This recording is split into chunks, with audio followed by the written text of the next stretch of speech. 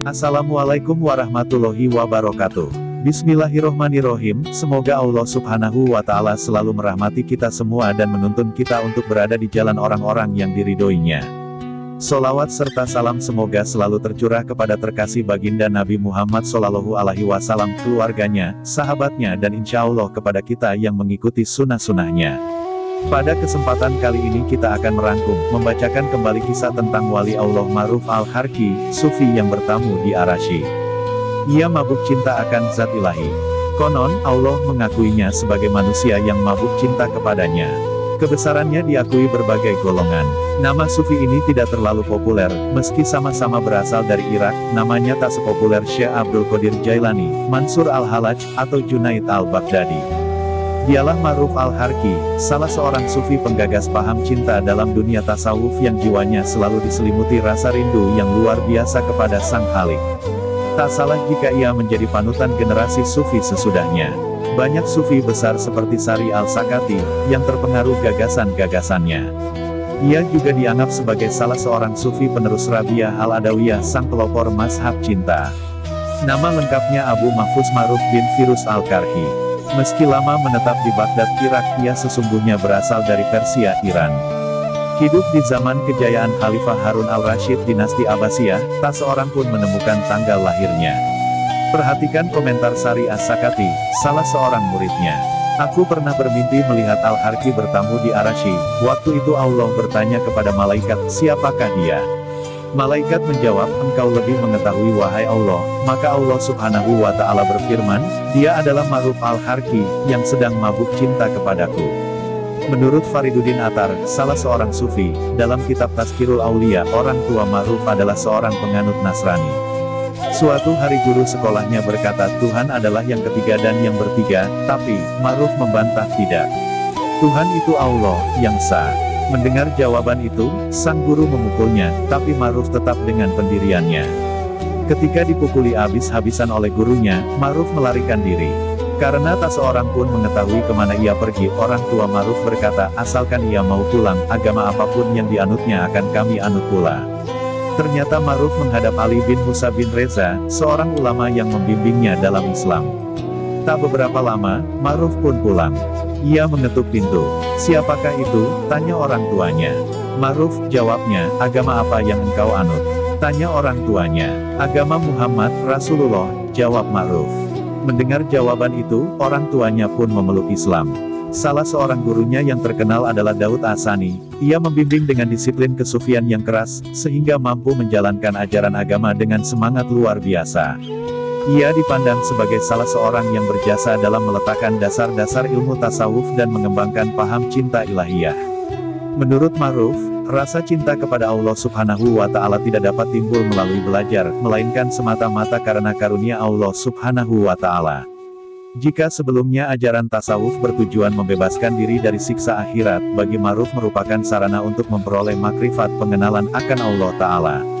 Tak salah jika menurut Sufi Taftazani, adalah Ma'ruf al-Harqi yang pertama kali memperkenalkan makrifat dalam ajaran tasawuf, bahkan dialah yang mendefinisikan pengertian tasawuf.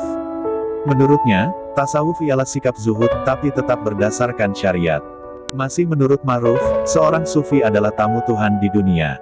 Ia berhak mendapatkan sesuatu yang layak didapatkan oleh seorang tamu, tapi sekali-kali tidak berhak mengemukakan kehendak yang didambakannya. Cinta itu pemberian Tuhan, sementara ajaran sufi berusaha mengetahui yang benar dan menolak yang salah.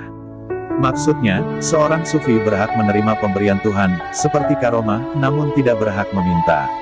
Sebab hal itu datang dari Tuhan, yang lazimnya sesuai dengan tingkat ketakwaan seseorang kepada Allah Ta'ala.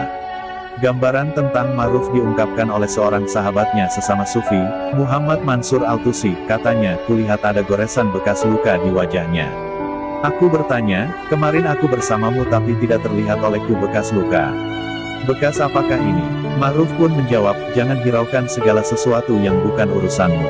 Tanyakan hal-hal yang berfaedah bagimu. Tapi Mansur terus mendesak, demi Allah, jelaskan kepadaku. Maka Ma'ruf pun menjawab, kemarin malam aku berdoa semoga aku dapat ke Mekah dan bertawaf mengelilingi Ka'bah. Doaku itu terkabul, ketika hendak minum air di sumur Zam-Zam, aku tergelincir, dan mukaku terbentur sehingga wajahku luka. Pada suatu hari Ma'ruf berjalan bersama-sama muridnya, dan bertemu dengan serombongan anak muda yang sedang menuju ke sungai Tigris. Di sepanjang perjalanan anak muda itu bernyanyi sambil mabuk. Para murid Ma'ruf mendesak agar gurunya berdoa kepada Allah sehingga anak-anak muda mendapat balasan setimpal. Maka Ma'ruf pun menyuruh murid-muridnya menengadahkan tangan lalu ia berdoa, "Ya Allah, sebagaimana Engkau telah memberikan kepada mereka kebahagiaan di dunia, berikan pula kepada mereka kebahagiaan di akhirat nanti." Tentu saja murid-muridnya tidak mengerti. "Tunggulah sebentar, kalian akan mengetahui rahasianya," ujar Ma'ruf. Beberapa saat kemudian, ketika para pemuda itu melihat ke arah Syekh Ma'ruf, mereka segera memecahkan botol-botol anggur yang sedang mereka minum. Dengan gemetar mereka menjatuhkan diri di depan Ma'ruf dan bertobat. Lalu kata Syekh Ma'ruf kepada muridnya, "Kalian saksikan, betapa doa kalian dikabulkan tanpa membenamkan dan mencelakakan seorang pun juga." Ma'ruf mempunyai seorang paman yang menjadi gubernur. Suatu hari sang gubernur melihat Ma'ruf sedang makan roti, bergantian dengan seekor anjing. Menyaksikan itu pamannya berseru, "Tidakkah engkau malu makan roti bersama seekor anjing?" Maka sahut sang kemenakan, "Justru karena punya rasa malulah aku memberikan sepotong roti kepada yang miskin." Kemudian ia menengadahkan kepala dan memanggil seekor burung. Beberapa saat kemudian, seekor burung menukik dan hinggap di tangan Ma'ruf. Lalu katanya kepada sang paman, "Jika seseorang malu kepada Allah, segala sesuatu akan malu pada dirinya." Mendengar itu, pamannya terdiam, tak dapat berkata apa-apa. Suatu hari beberapa orang Syiah mendobrak pintu rumah gurunya, Ali bin Musa bin Reza, dan menyerang Ma'ruf hingga tulang rusuknya patah. Ma'ruf tergeletak dengan luka cukup parah. Melihat itu, muridnya, Sari al-Sakati berujar, "Sampaikan wasiatmu yang terakhir." Maka Ma'ruf pun berwasiat, "Apabila aku mati, lepaskanlah pakaianku, dan sedekahkanlah, aku ingin meninggalkan dunia ini dalam keadaan telanjang seperti ketika dilahirkan dari rahim ibuku." Sari As-Sakati meriwayatkan kisah, "Pada suatu hari perayaan aku melihat Ma'ruf tengah memunguti biji-biji kurma. 'Apa yang sedang engkau lakukan?'